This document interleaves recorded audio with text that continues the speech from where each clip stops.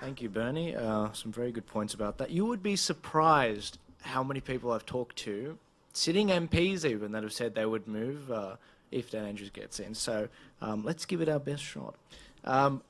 So yeah, look, the 300 people that are listening live right now, welcome to the stream. Pleasure to have you here. Please give it a share. If 300 people share this, that'll reach 15,000 people. That's how it translates. So even if you're from New South Wales, give it a share. There'll be someone in there, one of your friends that's from Victoria. Get it out there. These people need exposure. They're not getting it from the mainstream media. That's why we exist. And if you've got questions in the audience sitting here now, please remember to write it on a piece of paper and put your hand up and I'll come grab it off you. And we'll ask those at the end. But up next, thank you, Bernie. Thank you for that. That was invigorating. I can't wait to clip that up and put it out there. People are going to love it. Up next, we've got Warren Pickering, who served for 7 years in the Australian Army as a combat engineer. After his full-time service, he transferred to the Army Reserves and gained employment in the central Queensland coal industry. After being stood down due to the jab mandates in the coal company he worked for, he took up the fight in the federal election earlier this year as the lead Senate candidate for One Nation. Once again, he's leading One Nation in Victoria this election. Warren will be talking about the attack on parental rights, the attack on the family unit, and drug injecting rooms. Warren, the stage is yours.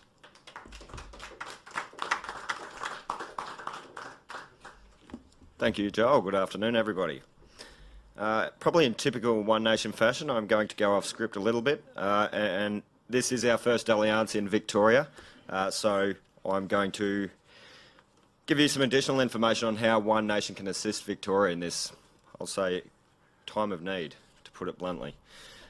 All right.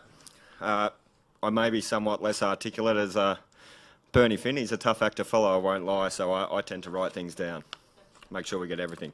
Now, I speak fast and I think fast. That's soldier speak, so if I go too fast, you can probably try to tell me to slow down. However, it's in my nature to just expect everybody to keep up.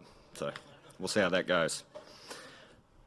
Good afternoon. My name is Warren Pickering. I am One Nation spokesperson and Legislative Counsel candidate for Eastern Region. I'm a local country Gippsland boy, grew up on potato country out here, and I am back to laying bricks, which was my trade of choice before joining the military. So firstly, on behalf of One Nation Party, I'd like to thank the venue owners and organisers. The opportunity to speak at this event. With the mainstream media having become the propaganda machine of the majors, opportunities to share our message via unbiased public platforms such as this are becoming increasingly challenging to find. I think we can all agree on that. My sincere condolences also go out to our communities in the north whom are enduring such hardships at this time. So feel free to, the online audience, feel free to email me if you have first-hand solutions to risk mitigate against potential future flooding. In your respective regions, we're happy to try and develop further drain and dam infrastructure policy to incorporate into our state policy, by the way, which is right here. This being One Nation's first Victorian state election, I'd like to make it known that we have a dynamic hand-selected team. We'll be targeting all Legislative Council regions and selective Legislative Assembly seats. We've developed Victorian state-specific policies that align with our federal values, yet adapt to the social and economic challenges of the Victorian people. Unlike the other gentlemen here today, I'm not and never have been an elected Member of Parliament. My background is construction as a bricklayer and the Australian Defence Force as a combat engineer. I'm a single father of an 18-year-old daughter, a small business owner, a passionate Victorian citizen. Over the last couple of years, I've felt an inherent sense of moral obligation to rectify the mistakes of the past and represent my community for the benefit of all generations of Victorians. This is what has inspired me to run for office. Many believe the modern Western world is a civilisation in decline. Well, I believe what we need right now, more than any time, is firm leadership and a steady hand. For good people of unshakable values, integrity and moral courage to stand firm in their convictions, take control of this ship, steer it off the precipice of social and economic collapse and deliver it safely into the hands of the next generation. I'm not a man of faith in the traditional sense, however I am spiritually minded. My mother's family are Albanian Muslims living in Western Footscray. My father's family were Catholic Scots. I myself was not raised with any particular monotheistic faith. We attended the occasional midnight mass at the local Anglican church of our small country town growing up, though I as a child personally never really felt the pull. This allowed me a unique perspective when I deployed with the Australian Army to Iraq in 2017. where we instructed local Iraqi security forces in basic infantry tactics and close quarters combat in order to defeat Daesh, also known as ISIS, and to take back their cities of Mosul and Baghdad. Prior to this, I had not seen the unity of various faiths come together to achieve a common goal. Both Shiite and Sunni Muslims, Yazidis, both Kurdish and Iraqi Christians trained and fought side by side to purge the threat of ISIS in the name of national pride for the hope of a cohesive, peaceful future. While I've always considered myself to be a spiritual person, it wasn't until I discharged from full-time service that I, quite accidentally, stumbled into my own faith. I found my internal kingdom, what you might call Christ consciousness, through the ancient Eastern practice of Patanjali yoga and deep meditation. I believe our mere existence is an expression of something much bigger than ourselves. With it, we assume a great responsibility to not allow it to be polluted physically, emotionally, mentally, or spiritually, and for the benefit of all generations. Now, the One Nation Party has carried a lot of stigma over the years. A large portion of this has been instigated through propaganda and a deliberate effort to drag the party and our leader, Senator Pauline Hanson, into disrepute. But we're still here. We're growing stronger. Far from the right-wing party narrative the mainstream media would like you to think we are, I believe we're the last true bastion of conservatism in this country. If you don't believe me, I implore you to jump on the website and have a look at our federal policies. There's nothing right-wing about them. Now, the theme of the rest of my speech is one of unity through shared sentiment. So, off the back of the recent federal election, I gained a lot of experiences that I hadn't previously been exposed to. A few of us from the freedom-oriented conservative and independent parties came together, including Aidan McClendon, in an effort to coordinate strategies to avoid further fracture of the vote. The common sense approach for me was that everybody should put their weight behind the more reputable minor parties, such as One Nation. However, the very next day, it seemed like every man and his dog went out and registered a state-level political party. Now, I know there's a lot of ego in politics, and I initially took this as ego-inspired action posing as compassionate nature. However, after the last few months, I've re-evaluated this position and changed my mind. I was wrong. While there's a lot of common values and shared sentiment between us, what's missing is trust. I believe this stems from our own innate need to protect our communities. We all believe, rightly so, that the governance of this state is far too important to leave in the hands of someone you don't yet know or trust and whose party we've never voted for. So therein lies a problem with our conservative movement. While we are slowly getting to know each other and learning to trust each other, in an effort to create a unified front, it's a slow process that can't be hurried. In the meantime, the left are getting stronger too. We don't see them coming together in public forums to debate each other. They're unified in their projected public madness. Opportunities for us to come together, such as this one, need to be utilised, not to debate specifics of policy, but to show a unified front. This is how best we can inspire our communities. The encouragement of our people to educate themselves on how best to facilitate change through the effective exercise of their democratic right to vote. We cannot remain passive in the face of adversity. We rise, and in doing so, we raise the collective consciousness of our communities.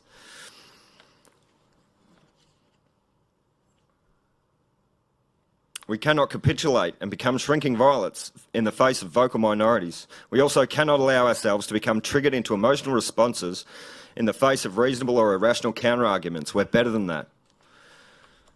We must hold ourselves to the standards that we expect of the others. French philosopher Voltaire once said, "I may not agree with what you have to say, but I will defend to the death your right to say it." And I think this sentiment remains valuable and valid for our movement here and now. It's my firm belief that we are a nation of lions led by lambs. I see the power and passion in the faces of our Victorian communities. They want change, but they need our voices to achieve it. I could sit out here all day and highlight the inequities of the current dictatorship, the woke ideology that's infiltrated our schools, our politics, and even our places of worship to some extent. The decimation of the family unit and community spirit feels almost deliberate. This is the crux of the shared sentiment that I've previously alluded to. We too must assume our share of responsibility through our own complacency for the current state of things. I'm sure that all of us here can agree that what we're seeing in the modern Western world is a triumph of mediocrity over merit, of ideology over intelligence, and hubris over humility.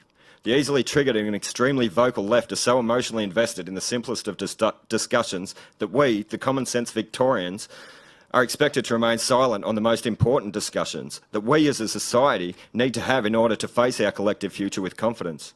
All in an effort to accommodate the feelings of others, it concerns me that so many can be so easily triggered into an emotional response. We can remove emotional sensitivity from these discussions without the loss of compassion. While I always try to express it tactfully or diplomatically, I'll never apologise for speaking my own truth. These hard conversations are the ones that have contributed to the success of the capitalist democratic model that has now thrived for 2 millennia, while all others have been consigned to the dustbin of history. It's not perfect and requires constant tweaking and an ever-evolving process that can only effectively occur through open, unbiased community dialogue and political discourse. So I'll not temper my voice into submission for the sake of a few hurt feelings. This is far too important. Victorians need not live in fear of retribution for voicing their opinions. I encourage everyone to reinstate their backbone in the place of the wishbone with which we've seen replaced somewhere along the way. I'll briefly touch on a few of our very much common sense state policies that I deem relevant to the current audience. We're quite proud of these. I'm probably going to cut into the next member's time, so I'll skip ahead. But we do have fuel and energy. We do have 10 other relevant policies in this document that you'll find on your seats. Those online will be able to find those on the One Nation Victoria Facebook page by late this afternoon. So energy, education, fuel and energy, I think those are huge for Victoria at the moment.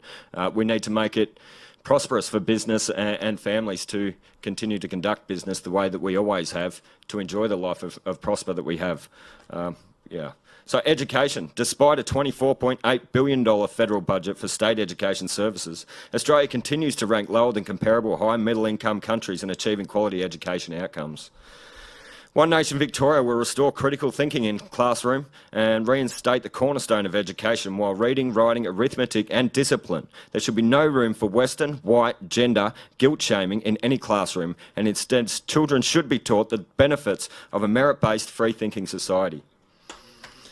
Vaccine mandates. One Nation Victoria firmly opposes any and all COVID-19 vaccination mandate requirements. We promote sovereignty of the individual over all else. Neither employers nor governments reserve the right to impede on any person's bodily autonomy, ever. Governance. Victoria needs to implement IBAC and Victorian Ombudsman recommendations. As strong advocates for anti-corruption and the vocal proponents against increasing government overreach, will demand more transparency, more accountability, and will also push for Royal Commission into the management of the COVID-19 pandemic and subsequent mandates. Religious freedom. One Nation Victoria believes in the inalienable right to freedom of thought, conscience and religion. All persons reserve the right to religious freedom to both believe in, teach, practice and or observe in one's religious traditions, provided that these practices don't impede on or take precedence over Australian laws nor encroach on the rights and freedoms of other individuals or groups. I believe that religious freedom correlates in direct alignment with our democratic right to freedom of speech, action and movement. We reserve the right to exercise these freedoms any way we like, provided that they don't impede on the freedoms of others. We at One Nation are one of the few parties in the country, such as the other parties represented today, that do have a federal pro-life policy. In line with our open belief in freedom of thought, opinion and speech, we as individual party members reserve the right to a conscience vote. However, our federal policy, pro-life policy, is as follows. One Nation acknowledges the scientific fact that a human being's life begins in the womb.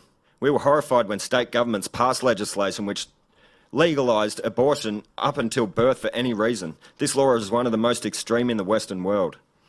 One Nation will seek every opportunity to roll back brutal and extreme abortion law so that both unborn babies and pregnant women will have the level of legal medical protection once again.